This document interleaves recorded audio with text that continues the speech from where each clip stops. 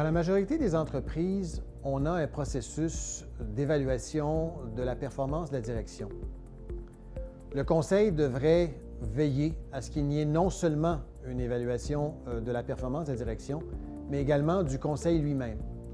Ces évaluations s'inscrivent à l'intérieur d'un processus d'optimisation constante des ressources et d'amélioration continue du fonctionnement du conseil. C'est d'ailleurs une bonne pratique de gouvernance que d'évaluer le conseil et c'est important également pour le fonctionnement du conseil, ce qui fait que l'ensemble des conseils d'administration devraient procéder à des évaluations de leur fonctionnement et de leur efficacité. En agissant de la sorte, les administrateurs vont améliorer la qualité du respect de leur devoir de diligence, qui est un des deux devoirs généraux des administrateurs, avec le devoir de loyauté qui leur est imparti.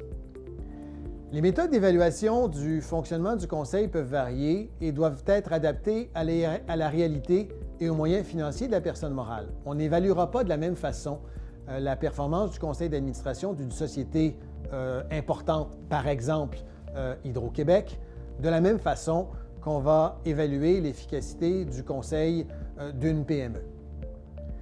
Par contre, il y a un certain nombre de choses qui vont être, un certain nombre de questions qui vont être les mêmes selon qu'on évalue la performance d'un conseil d'une société de grande taille ou encore d'une PME.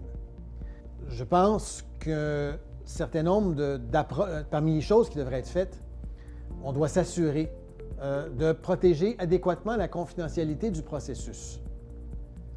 On doit également favoriser la formulation de commentaires de la part des administrateurs par des questions ouvertes, plutôt qu'une évaluation par type d'examen objectif, à choix multiples ou à des réponses vraies ou faux, ou oui ou non. On doit également faire place à l'expression de commentaires des administrateurs sur les enjeux qu'ils désirent voir traités au Conseil, donc ce qui n'est pas traité, mais qu'ils aimeraient voir traité, sur les éléments qui devraient être ajoutés ou retranchés du plan stratégique et sur leurs préoccupations quant à la société elle-même, quant à leur relation avec la direction, quant au fonctionnement du conseil d'administration. En fait, le processus devrait permettre d'évaluer comment fonctionne le conseil, est-ce qu'il est efficace, mais il devrait également permettre d'évaluer la qualité des relations entre la direction et le conseil.